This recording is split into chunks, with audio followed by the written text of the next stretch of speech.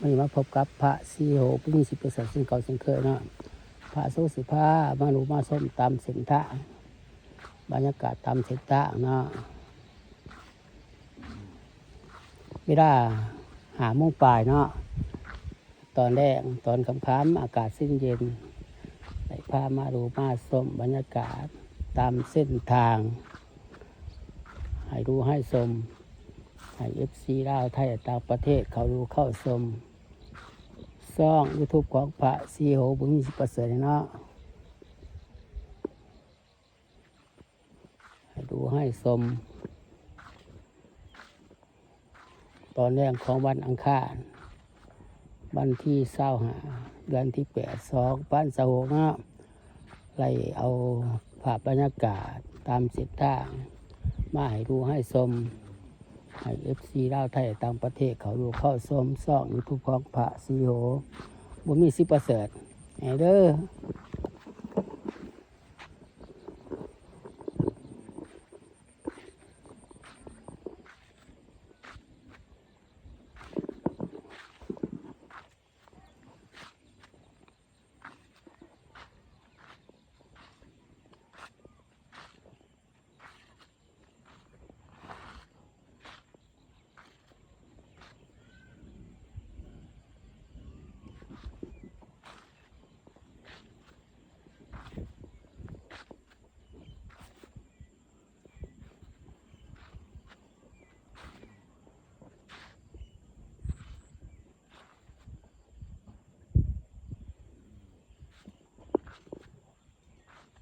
บรรยากาศตามเส้นทางมาให้ดูให้ชมให้ FC ลาวไทยต่างประเทศเขาดูเข้าชมช่อง YouTube ของพระซีโหบุญมี10%เด้อกดไลค์กดแชร์เนาะกดติดตามเนาะ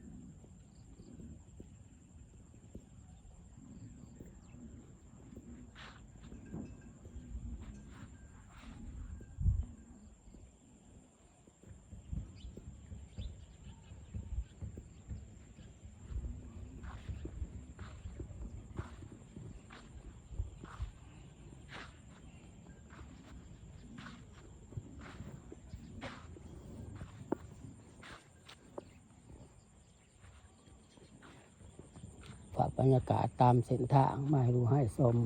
ให้ FC ลาวไทยต่างประเทศเขาดูเขาชมช่อง YouTube ของพระซีโหบุญมี10%ให้เด้อกดไลค์กดแชร์เนาะกดติดตามเนาะ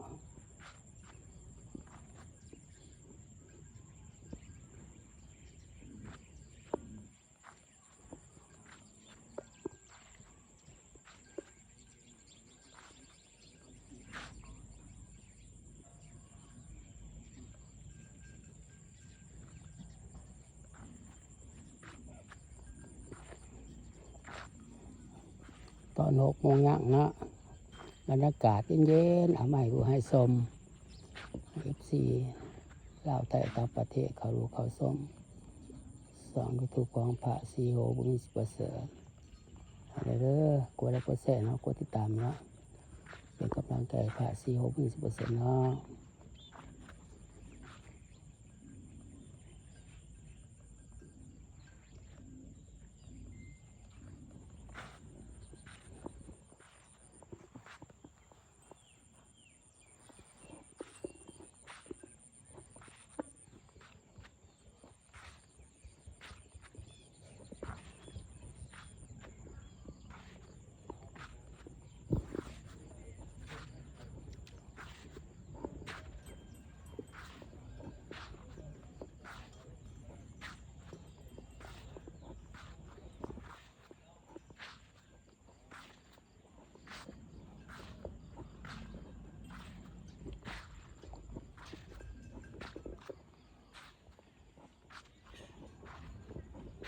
เขาฝากบรรยากาศตามเส้นทางมาให้ดูให้ชมให้FC ลาวไทยตามประเทศเขาดูเขาชมสั่งตุของพระสีโหวันมี10%เด้อกดไลค์กดแชร์นะกดติดตามเนาะเป็นกำลังใจพระสีโหมี10%เนาะ